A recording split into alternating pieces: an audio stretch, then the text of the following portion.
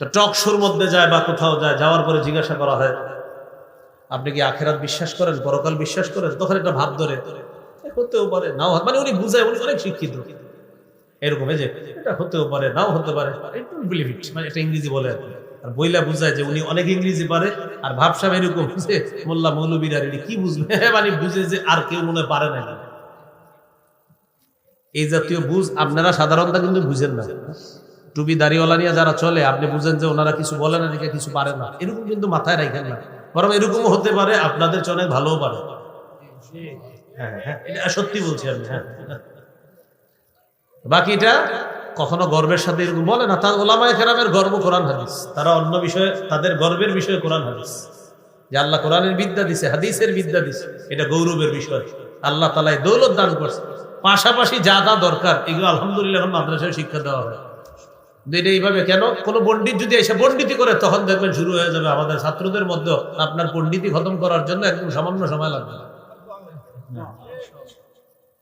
তো জিজ্ঞাসা করে পরকাল বিশ্বাস করেন, তো তখন বলে আর কি হতেও পারে নাও হতে পারে, 50-50 চান্স, বাস ইমান শেষ, সেও জানবে। 25 পারা 20 নম্বর পৃষ্ঠা সূরা জাসিয়া 32 থেকে 35 নম্বর আয়াতে আল্লাহ বলেন, وَإِذَا قِيلَ إِنَّ وَعْدَ اللَّهِ حَقٌّ وَالسَّاعَةُ لَا رَيْبَ فِيهَا قُلْتُمْ مَا نَدْرِي مَا السَّاعَةُ إِن نَّظُنُّ إِلَّا ظَنًّا وَمَا نَحْنُ بِمُسْتَيْقِنِينَ। আল্লাহ তাআলা বলেন, ওয়াইদা কিলা ইন্না ওয়া'দাল্লাহি হাক্কুন, যখন বলা হয় একদল মানুষের সামনে আল্লাহর ওয়াদা সত্য, ওয়াস-সাআতু লা রাইবা ফিহা, কিয়ামত হবে এতে কোনো সন্দেহ নাই, কুনতুম, তোমরা সংশয়বাদী কিছু মানুষ বলতা, মা নাদিরি মাস-সাআ, কিয়ামত কি জিনিস আমরা জানি না, ইন্না যুন্নু ইল্লা যন্না, আমরা শুধুমাত্র ধারণা রাখি, নাউযুবিল্লাহ, ওয়ামা নাহনু বিমুস্তাইকিনিন, আমরা দৃঢ়ভাবে কিয়ামত বিশ্বাস করি না, নাউযুবিল্লাহ। এবার আমাদের আকীদা একটু বিশুদ্ধ করি, বলেন কিয়ামত কি হতে পারে? মাশাআল্লাহ, বলেন আমাদের আকীদা হতে পারে, হবে নিশ্চিত। এটা আমার সাথে বলেন, বলেন কিয়ামতের বিষয় সুনির্ধারিত।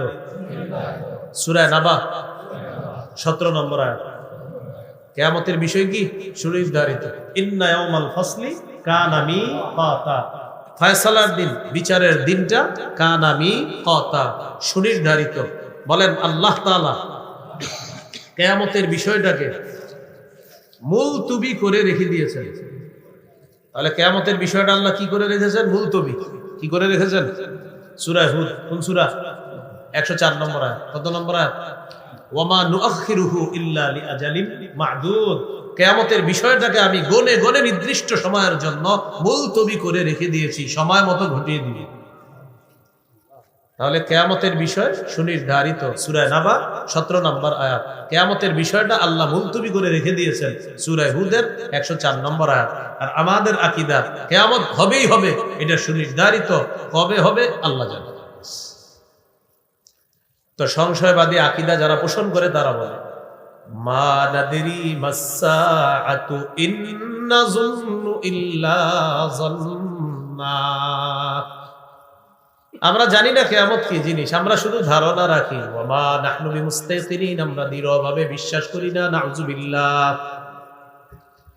আল্লাহ তাআলা বলেন, ওয়া বাদালাহুম সাইয়্যাতু মা আমিলু ওয়া হাকা বিহিম মা কানু বিহি ইস্তাহজিউন, তাদের কৃতকর্মের ফলাফল বাদা, প্রকাশ পেয়ে যাবে সেদিন। ওয়া হাকা বিহিম মা কানু বিহি ইস্তাহজিউন, উপহাস করার কারণে, কিয়ামত নিয়ে, কোরআন নিয়ে, ইসলাম নিয়ে উপহাস করার কারণে তাদের চারদিক থেকে আযাব তাদেরকে বেষ্টন করে ফেলবে, নাউযুবিল্লাহ।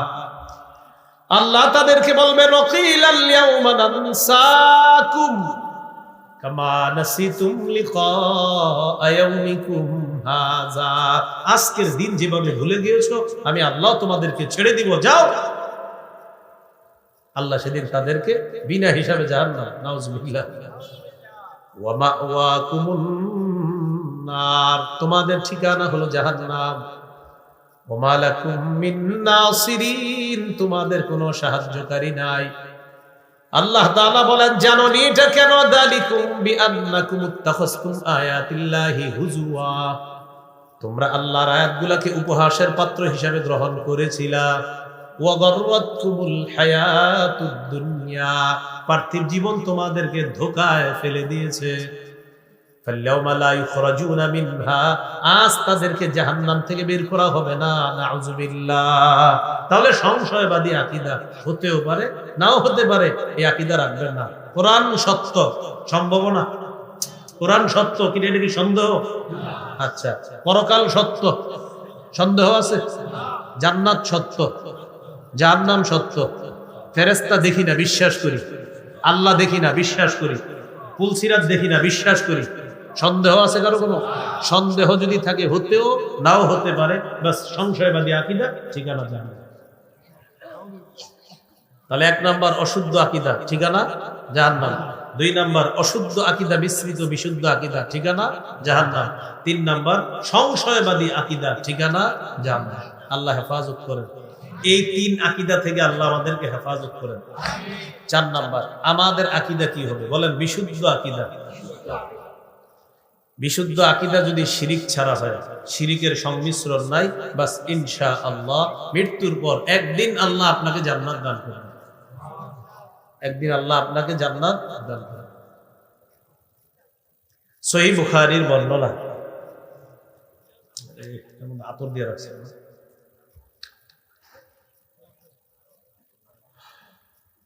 সহিহ বুখারীর বর্ণনা,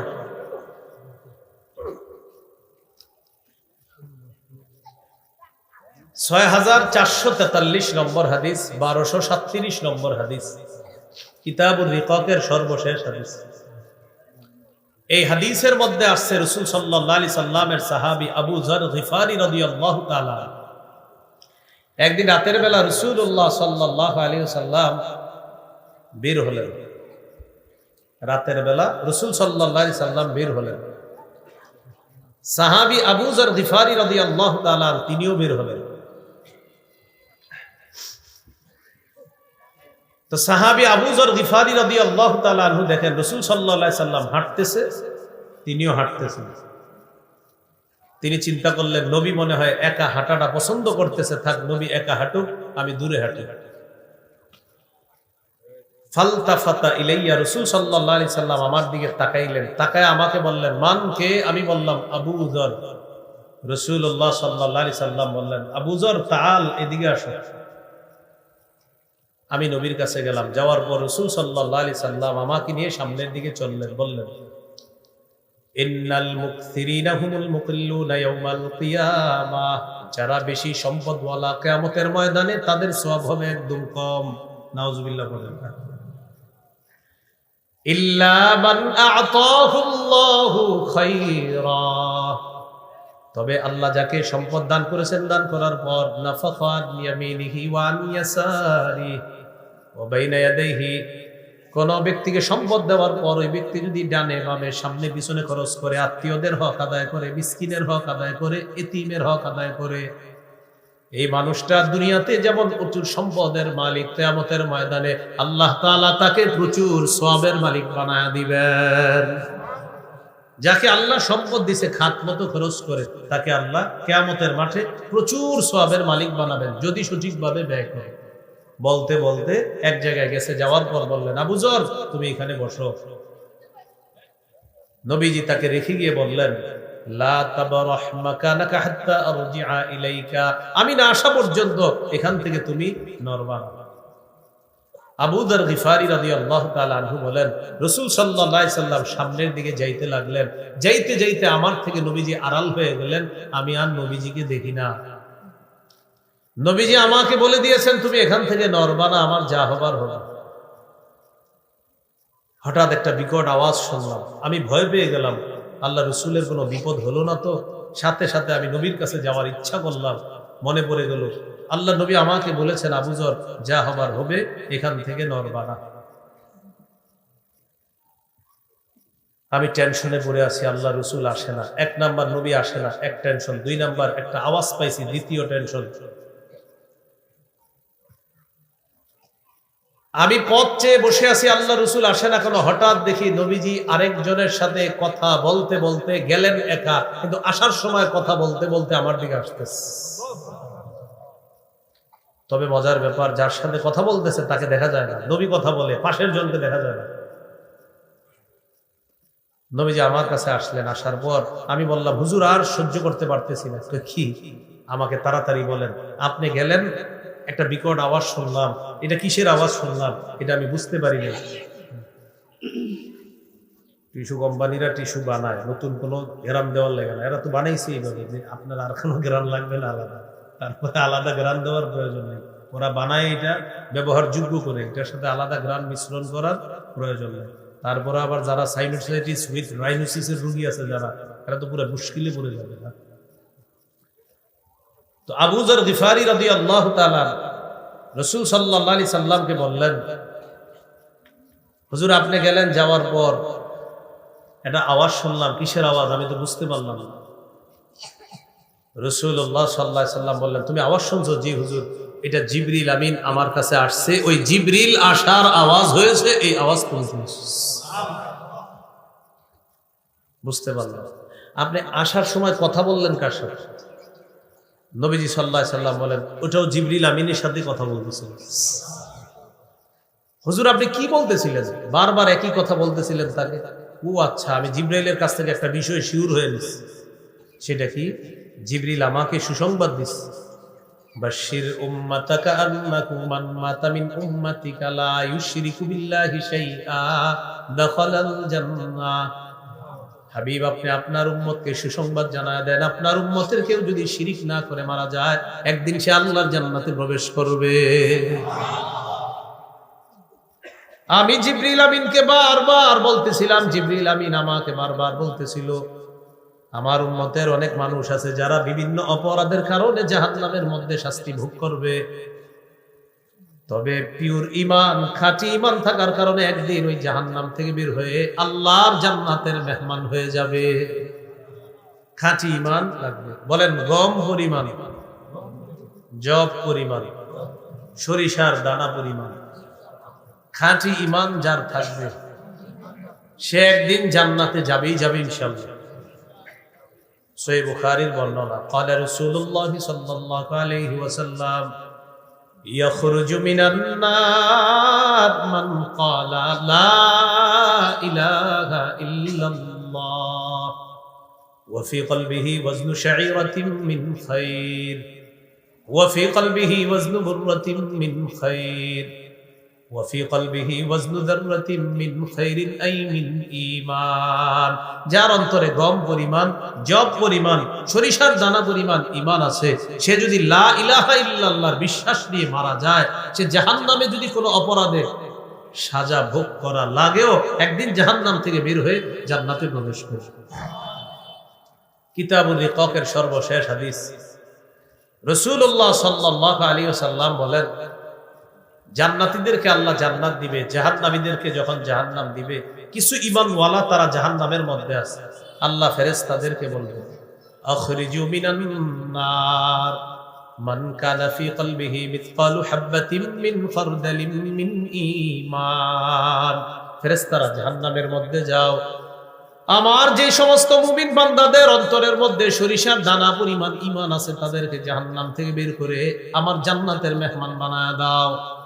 ফেরেশতারা জাহান্নামের মধ্যে যাবে, যাওয়ার পর ঈমানদারদেরকে তালাশ করতে থাকবে,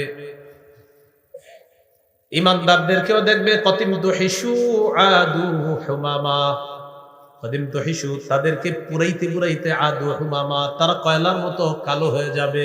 ঈমানদাররাও কয়লার মতো কালো, তো সবাই তো কয়লার মতো কালো, চিনবে কেমনে কোনটা ঈমানদার কোনটা বেঈমান?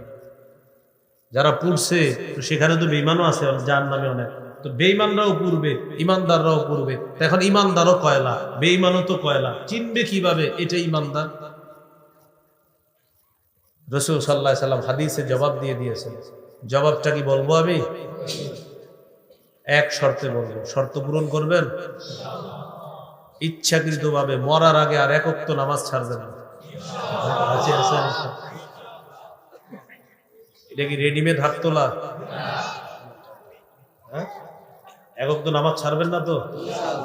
নবীজি বলেন ইউরাফুনা বিআলামাতি আথারিস সুজুদ, ইমানদারের সিজদার চিহ্ন দেখে চেনা যাবে এটা ইমানদার।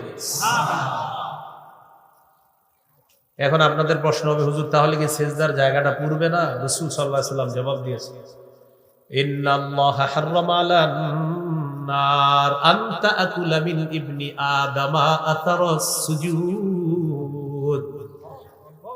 আগুনের উপর আল্লাহ হারাম করে দিয়েছেন আগুন যেন আদম সন্তানের সিজদার জায়গাটা না খায়, না পুরায়। আল্লাহ তাআলা আগুনের উপর আদম সন্তানের এই সিজদার জায়গা খাওয়া হারাম করে দিয়েছেন।